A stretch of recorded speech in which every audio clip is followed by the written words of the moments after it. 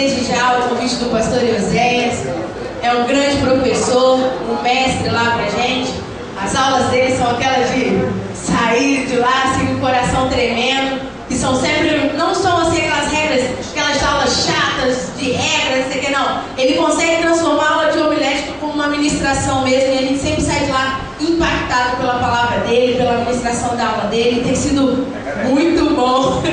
Tem que garantir a notinha no final do ano. Tem sido muito bom estar contigo. O pastor tem aprendido bastante. E muito melhor ainda também é conhecer mais uma parte do corpo de Deus. Isso me alegra bastante. Eu já tinha vindo aqui outra vez, mas foi na reunião dos pastores, que tinha sido aqui em Copé, mas ainda não tinha o privilégio de conhecer mais uma parte do povo de Deus aqui da Igreja Congregacional. Estou muito feliz em estar aqui com vocês. Eu quero que vocês se coloquem de pé. E eu sempre costumo falar que a hora da pregação é a hora que é mais difícil. Por quê? Porque é a hora que Satanás vai tentar falar no teu ouvido, vai tentar roubar sua atenção. É a hora que a pessoa do lado vai querer puxar uma conversa. É a hora que seu pensamento vai falar: aí amanhã é segunda-feira. Amanhã é segunda-feira eu tenho que fazer o quê? Eu tenho que ir pro seminário, eu tenho que fazer prova, eu tenho que fazer isso. Final de ano eu tenho que comprar presente para não sei quem. Então o seu pensamento vai fugir. O seu ouvido, Satanás vai tentar roubar, mas eu queria que você colocasse a mão no seu ouvido nessa hora e dissesse assim comigo: Senhor Jesus, neste momento, toma o primeiro lugar na minha vida. E tudo aquilo que venha me distrair, e tudo aquilo que venha roubar a minha audição neste momento, seja jogado por terra em nome de Jesus. Quem tem ouvidos, ouça o que o Espírito diz à igreja. E eu quero te ouvir, Senhor. Amém. Você pode abrir a palavra de Deus comigo em Mateus 28, verso 20. Apenas a parte B deste versículo que eu quero estar meditando com você nessa noite. O título que colocaram como festa, como da festa: onde está o teu Deus? Onde está o seu Deus? Muito sugestivo, fiquei pensando muito sobre ele. E Deus, ele ministrou no meu coração em cima deste versículo que diz: todos acharam? Quantos acharam que deu glória a Deus? Glória a Deus. Amém. E assim diz a palavra do Senhor: eis que estou convosco todos os dias até a consumação do século. Vamos dizer todos juntos: eis que estou convosco todos os dias até a consumação do século. Podem sentar, queridos. O tempo me fez pensar um pouco: onde está o teu Deus? Me fez pensar em muitas pessoas que trazem esta pergunta como um lema, ou trazem essa pergunta como algo para indagar aqueles que estão passando por provação. Muitos ateus, muitos teólogos de outras linhas, que não é protestante, muitas pessoas perguntam: onde está Deus? Onde está Deus quando o mundo padece? Onde está Deus quando o caos atormenta a minha família? Onde está Deus que não vê as crianças da África passando fome? Onde está Deus? Muitos deles indagam em momentos de dor, em momentos de angústia, em momentos de frustração. A frase que mais se ecoa é: onde está Deus neste momento da minha vida? E pasmem vocês que muitos de nós evangélicos, muitos de nós protestantes, muitos de nós conhecedores da palavra de Deus, em momentos de dor, em momentos de angústia, em momentos de frustração, também fazemos essa pergunta. Fazemos essa pergunta. Por quê? Porque muitas das vezes Satanás tenta colocar cegueira em nossos corações. Porque muitas das vezes estamos tão impregnados na dor, na angústia, que não conseguimos ver o nosso Deus. E o tema dessa mensagem que eu quero trazer contigo nessa noite, e que nós vamos refletir juntos, diz assim: Ele é comigo. Deus é contigo. Vamos repetir todos juntos? Deus é comigo? 1, 2, 3.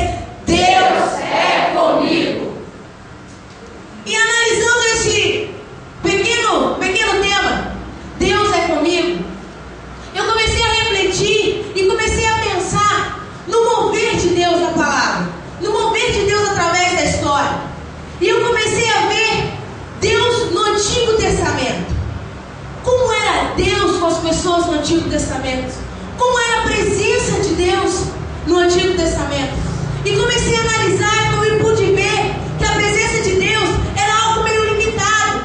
Por quê? Deus queria sim estar no meio do povo, e Ele estava através do tabernáculo, mas era uma coisa limitada, que se tinha dias específicos para sentir a presença de Deus, se tinha dias específicos para ir ao tabernáculo, para poder oferecer sacrifícios em favor dos pecados. Então era meio limitado, e Deus usava os profetas para poder falar ao povo, e o povo ia ao sacerdote, e o sacerdote ia a Deus. Então era uma coisa meio limitada. E eu comecei a analisar e fui para o Novo Testamento. E quando chego no Novo Testamento, eu vejo o quê? Eu vejo Jesus. Eu vejo Jesus em forma humana, a presença de Deus real naquele lugar, a presença de Deus em forma física. Quem dera eu e você estarmos lá e tocarmos em Jesus na forma humana dele. E eu comecei a pensar e analisar e ver, Deus, como nós hoje somos privilegiados. De uma certa forma, sim. De uma certa forma, por quê? Porque no Antigo Testamento as pessoas tinham a presença de Deus de maneira limitada, mas conheciam a Deus, sabiam onde estava o Deus dela. Se você perguntasse para um israelita naquela época e perguntasse para ele assim: onde está o teu Deus? Logo ele te diria: o meu Deus está no tabernáculo, a presença do meu Deus está lá, a presença do meu Deus está na Arca da Aliança. E se você perguntasse para uma pessoa do Novo Testamento que conviveu com Jesus: onde está o teu Deus? O meu Deus, Ele está por aí, fazendo milagres, fazendo maravilhas. É o Jesus. E de certa forma nós somos privilegiados. Por quê? Porque hoje nós temos a presença do Santo Espírito de Deus. Nós não temos limitações nenhuma. Se nós quisermos buscar a Deus agora, nós vamos buscar. Se nós quisermos buscar a Deus depois, nós vamos buscar. E a presença de Deus, ela quer estar dentro de nós. Nós precisamos nem apalpar ninguém para saber que a presença de Deus está no pastor, ou no diácono, ou em qualquer pessoa, ou na pessoa que mais ora na igreja. A gente não precisa apalpar ela para saber que Deus está nela.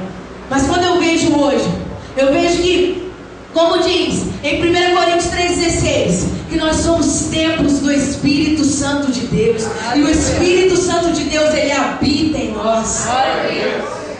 E eu vejo que isso traz para nós um conforto, traz para nós uma certeza de que Deus, Ele é conosco todos os dias. E queridos, o que mais Satanás tem tentado hoje contra as nossas vidas é o quê? Ele sabe que você é templo do Espírito Santo de Deus. Ele sabe que o Senhor está dentro de você, habitando em você. Então qual é a arma dele? O que ele vai fazer? Para te confundir, para te deixar estruturado, para te deixar em meio às circunstâncias sem saber onde está o teu Deus. Ele vai começar a colocar em você provas maiores, muito grandes. Para quê? Para que em meio às lutas, em meio às dificuldades, você primeiro tenha cegueira espiritual. E foi isso que ele tentou fazer com Jó. E o primeiro exemplo que eu trago nesta noite, ele tentou fazer com Jó foi exatamente isso. Ele tentou fazer com que Jó não visse que Deus estava com ele. Ele tentou fazer com que Jó enxergasse e entendesse que Deus não ia se levantar em favor dele. Ele tentou fazer de todas as maneiras, usando os próprios amigos, usando os próprios dentro de casa, vamos colocar assim, para o quê? Trazer uma cegueira espiritual para Jó, para que Jó não pudesse enxergar que o Redentor dele vive e por fim iria se levantar em favor dele. Ele tentou, mas ele não conseguiu, porque Jó sabia quem era Deus na vida dele. Jó, em meio às dificuldades, em meio a todas as adversidades que ele passou, ele começou a conhecer um outro lado do seu Deus. Ele começou a conhecer que Deus era um Deus de provisão, e que se ele estava passando por aquela circunstância, Deus traria a solução, Deus traria a salvação. E por isso que ele descreve para mim a passagem mais bonita de Jó, quando ele diz que o meu Redentor vive e por fim se levantará em meu favor. Aleluia! Glória a Deus! Aonde está o teu Deus? Aonde está o teu Deus? E a segunda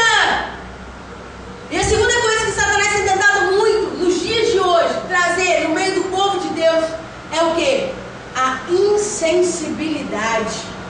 Repita comigo: insensibilidade. Vamos lá, mais forte: insensibilidade. Você tem que estar bem, frisar essas duas coisas na sua cabeça, porque é algo que Satanás pode estar tentando contra a tua vida. E Deus, ele quer te alertar nessa noite. Aleluia. Insensibilidade é o quê? Você não conseguir sentir a presença de Deus constantemente na sua vida. É você não conseguir sentir que Deus está por perto, te trazendo amparo, te trazendo provisão, te trazendo cuidado. Porque Deus, ele é um Deus de cuidado. O nosso Deus, ele é um Deus que nunca desampara os seus. E isso nós vemos pela palavra dele, que é fiel. A palavra dele que nos mostra que em todos os momentos em que seu povo estava por diversidades, ele nunca lhe faltou cuidado. Se eles estavam com fome, maná caía do céu. Amém. Se eles estavam com fome, maná caía do céu. Se eles estavam com sede, Deus provia água. Se eles estavam com frio, Deus provia colunas de fogo. Então revela para mim o quê? Um Deus de cuidado.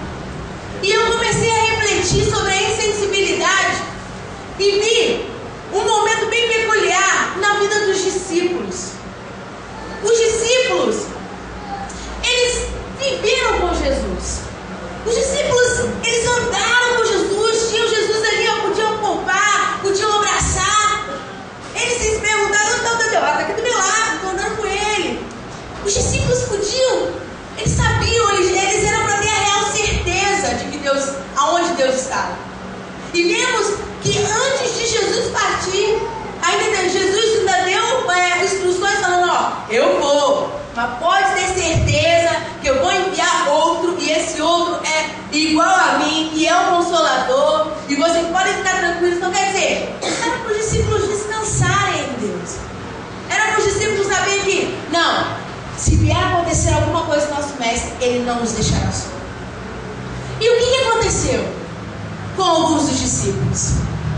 Alguns dos discípulos, quando Jesus foi pregado numa cruz, quando Jesus foi morto, eles ficaram desestruturados.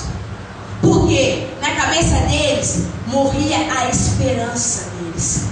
Na cabeça deles morria aquele que veio para salvá-los, que veio para dar um novo direcionamento, que veio para dar um novo acesso a Deus, que veio para tirar eles de um mundo totalmente escravizado, mas para criar um reino terrestre. Para eles, a esperança que era Jesus havia falecido, havia morrido. E diante de tanto ensinamento, e diante de tantas coisas que Jesus já havia dito para eles, era para eles terem ficado assim. Mas o que acontece, queridos? A nossa tendência humana, quando nós estamos cheios de problemas, cheios de dores, cheios de angústia, quando nós vemos um filho nosso morrer, quando nós vemos alguém da nossa família morrer, ou quando vemos alguma coisa em que nós depositamos fé, que nós depositamos nossa força, dá tudo errado e vem a frustração, o que acontece? Automaticamente a gente já fica sensibilizado. E Satanás, ele aproveita para jogar o dardinho dele, para que você se torne cego diante das situações, para que você se torne insensível, para que você não consiga ver o agir de Deus. E é isso que eles não estavam vendo. Eles não estavam vendo que aquele momento ali fazia parte de tudo aquilo que Jesus já tinha dito para eles. Fazia parte que ele ia morrer e ia ressuscitar no terceiro dia. E muitos deles que fizeram? Pedro, primeira coisa que ele fez, negou. Diante da adversidade, Pedro negou. Pedro fugiu. Judas, que tinha causado a traição, se eu tenho certeza que se ele tivesse voltado, se arrependido, nós teríamos ouvido uma outra história de Judas. Mas o que ele fez? Primeira coisa, se matou.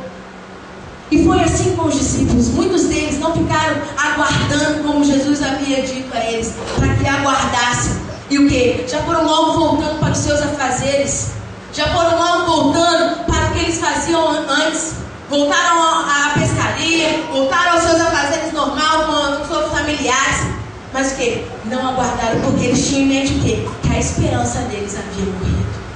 E queridos, quantos de nós passamos por dificuldades, passamos por provações, em que sabemos, viemos aos cultos todos os domingos, todos os dias que aqui é proposto, e você conhece, e é pregada a palavra, e você lê, mas quando vem a adversidade, quando vem a frustração, a gente se acomoda, a gente, em vez de se levantar, a gente cai nela, a gente nada profundo nela.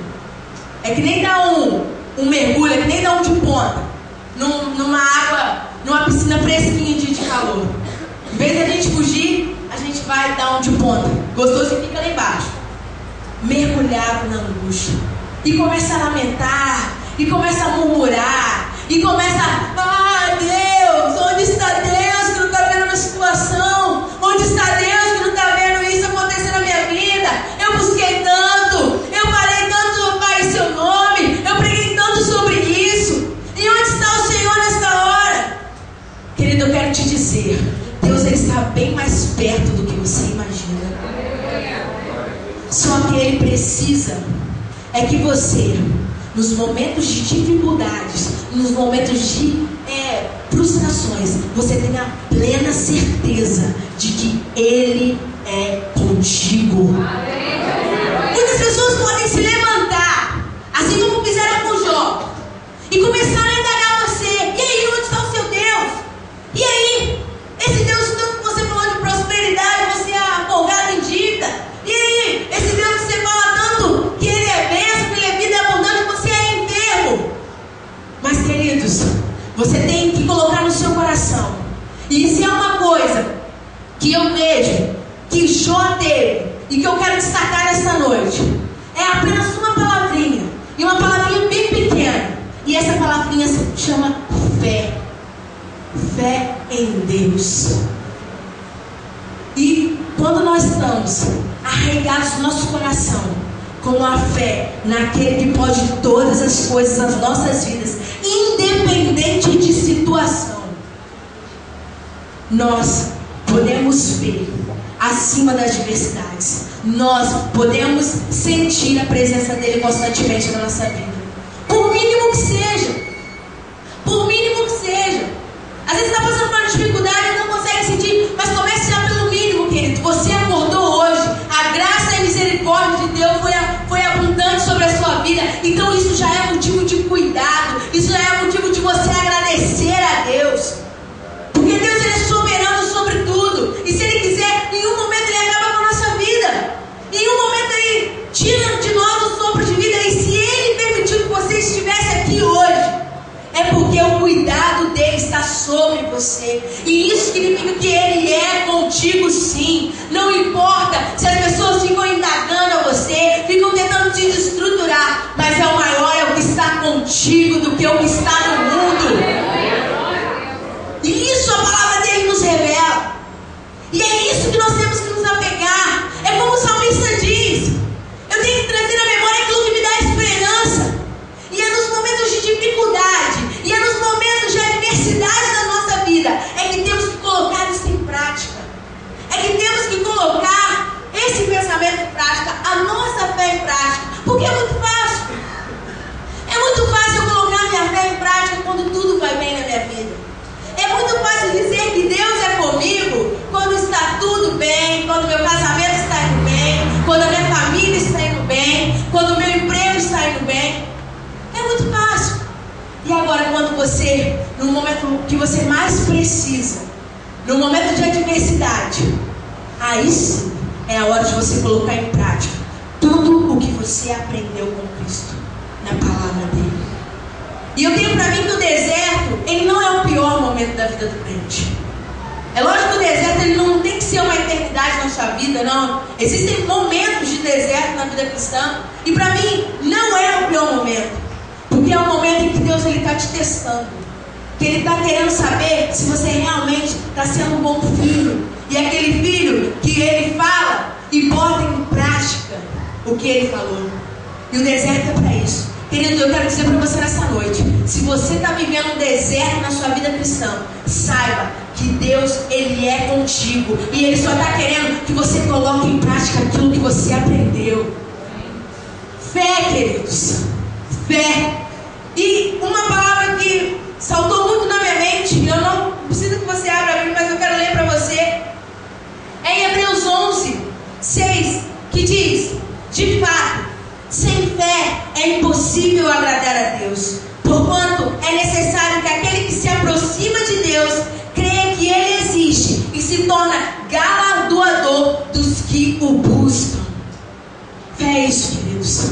Você tem em mente, você tem a certeza no seu coração de que por mais difícil que esteja a prova, por mais difícil que a sua carne grite, aonde está o teu Deus, você saiba que Ele é o teu Redentor e por fim se levantará ao teu favor, e que Ele é Emanuel, Deus conosco todos os dias.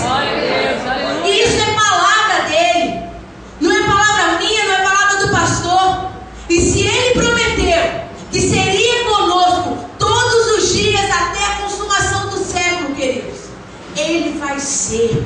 Porque Ele não é fiel, Ele é a fidelidade. Aleluia. E se nós não nos agarrarmos a isso, se nós não compreendermos isso, de forma que isso se torne uma verdade no nosso coração, em vão é a nossa caminhada cristã. Porque precisamos, queridos, na nossa caminhada cristã, precisamos ter isso cravado em nossa mente, cravado em nosso coração, saindo pelos nossos poros, de que Deus é conosco, não importa as circunstâncias, não importa o que você está passando, Deus, Ele é contigo. Aleluia.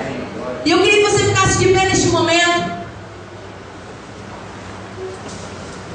Tecladista, tá aí hoje?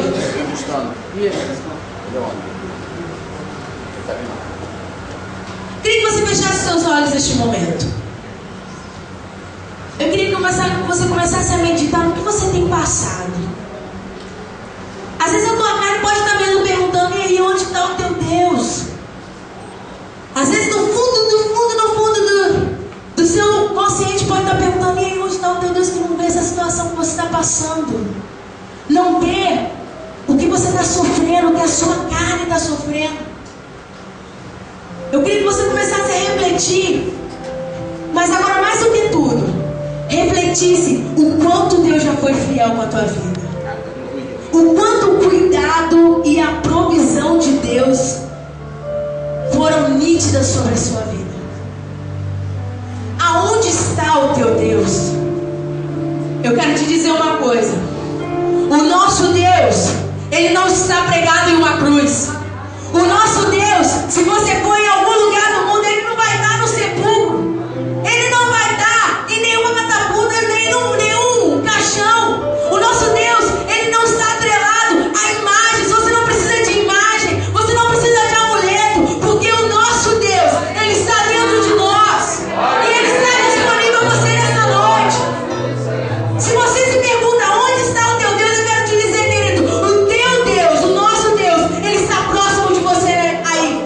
E Ele quer a cada dia se achegar a você. E Ele quer dar a mão para você nessa noite e dizer: filho, ó, eu posso te fazer sentir. É só basta que você abra o teu coração para mim.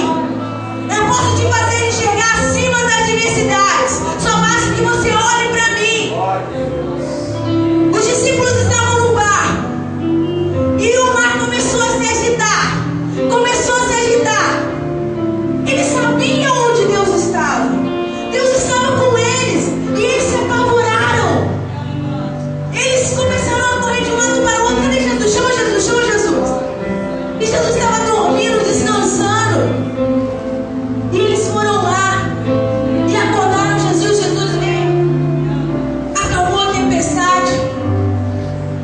Mas aí Jesus indaga eles. A Bíblia não diz assim, mas é o que a gente entende. E eu quero dizer de uma forma bem clara. Era como se Jesus estivesse dizendo assim: poxa, a minha presença não basta para vocês, homens de pequena fé. A minha presença já não basta. A minha pessoa está no barco e vocês se atemorizaram. E é muitas das vezes isso que acontece. Nós sabemos que a presença de Deus ela é real e ela está dentro de nós, mas nós nos atemoramos em meio às circunstâncias. E eu quero te dizer nessa noite, a presença do Senhor ela que te basta. A presença do Senhor é o que te basta, meu querido. Você às vezes está esperando por uma manifestação grandiosa, ou você às vezes está esperando acontecer uma mágica, ou às vezes está esperando alguém descer do céu e falar: ó, eu estou aqui. Não, isso não vai acontecer. Pela fé nós podemos ver Deus dentro de nós, Deus ao nosso lado, e é isso que basta. É isso que basta, querido. A graça do Senhor nos basta.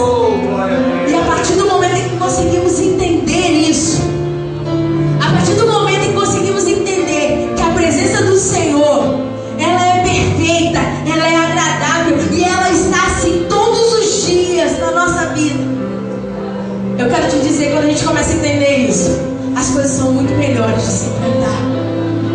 Aí sim nós começamos a o quê? Ao invés de olhar para as diversidades, fixar os nossos olhos em Cristo, fixar os nossos olhos e a nossa atenção na presença do Senhor, que é real e verdadeira sobre as nossas vidas. Aí conseguimos sentir Deus agir. Às vezes quando ninguém sente, nós conseguimos sentir o mover de Deus em meio às águas turbulentas. Às vezes ninguém vai conseguir olhar, mas você vai conseguir olhar pelos olhos da fé. Ah lá, aquele meu problema resolvido. Ah lá, aquele meu emprego que eu tanto queria. Ah lá, aquela porta da faculdade que eu estava tanto querendo entrar. E todo mundo dizendo que não. E todo mundo achando que não. Ah lá, olha lá o meu socorro bem presente em meio às tribulações. Olha lá a minha fortaleza. Olha lá. E eu vou começar a enxergar. E eu vou começar a viver acima dos problemas. E é isso que Deus quer te fazer viver nesta noite. E Deus quer fazer você começar a viver acima dos problemas. E eu quero que você traga memória aquilo que te dá esperança. Lembra aquela vez que Deus foi fiel com a tua vida? Ele pode ser de novo. E Ele vai ser de novo. Não perca a fé, meu querido. Não perca a esperança. Porque o nosso Redentor vive. E por fim Ele se levantará em meu favor, em seu favor. Onde está o teu Deus? Pergunte a pessoa que está do seu lado: onde está o teu Deus? Agora responda para ela: Ele é comigo. Deus, Ele é conosco. Aleluia! E eu queria fazer um apelo nessa noite.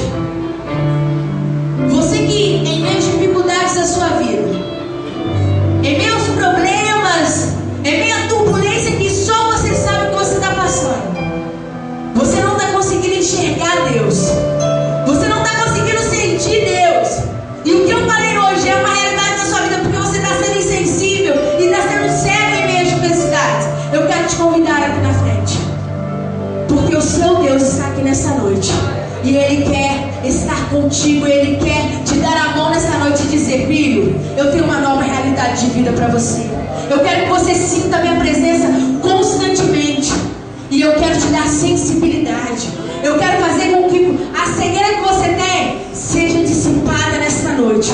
E você vai conseguir viver e sentir e olhar acima das adversidades. Eu quero convidar você nessa noite que tem sentido isso a se colocar aqui na frente. Nós queremos orar por você. E esse é o objetivo, queridos. Nós estamos aqui refletindo sobre a palavra de Deus. É para o quê? Para cada dia haver transformação na nossa vida e na minha vida. A minha vida um dia foi assim. E por muitas vezes, se eu não vigiar, é assim. Porque a nossa tendência humana, e o diabo já aproveita que